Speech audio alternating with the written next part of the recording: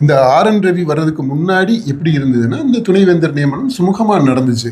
ஏன் சுமூகமாக நடந்துச்சு அப்படின்னா, இப்போ ஒரு 3 யூனிவர்சிட்டிக்கு வேகன்சி வருதுன்னு வச்சுக்கிறோம், துணைவேந்தரை நியமிக்கணும் அப்படின்னா என்ன பண்ணுவாங்க அப்படின்னா, ஆளுநர் அவருக்கு ஒரு சீட்டு, இது கல்வி அமைச்சராக இருக்கிறார் இல்லையா, அவருக்கு உயர்கல்வி அமைச்சர் அவருக்கு ஒன்று, அப்புறம் முதல்வர் அவங்களுக்கு சிஎம் அவங்க ஆஃபீஸுக்கு ஒன்று, இப்படி 3 பிரிச்சுக்கிடுவாங்க.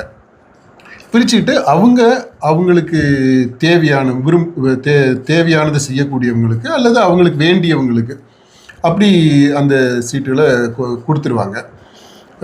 சர்ச் கமிட்டி, செலெக்ஷன் கமிட்டி அப்படின்லாம் போட்டு, அதாவது தேடல் குழு, தேர்வு குழு அப்படின்லாம் நியமித்து அதில் ஒரு 3 பேர் இருப்பாங்க. அந்த 3 பேருமே எப்படி இருப்பாங்க அப்படின்னா, ஆளுநருக்கு வேண்டியவங்க அங்கே ஒருத்தர் இருப்பார்.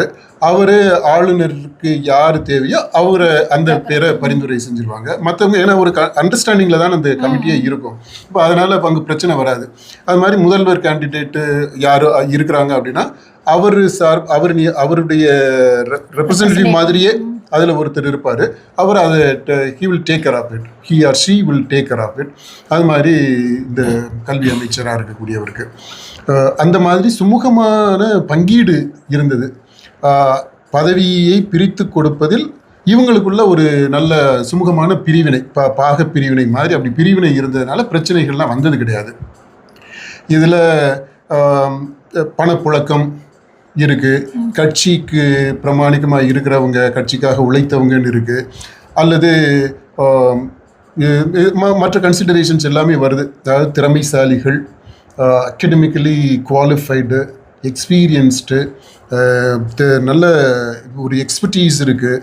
அந்த மாதிரி காரணங்கள்லாம் கன்சிடர் பண்ணாலும் அதையும் தாண்டி மற்ற காரணங்களும் செயல்பட்டுக்கிட்டு வந்திருக்கு.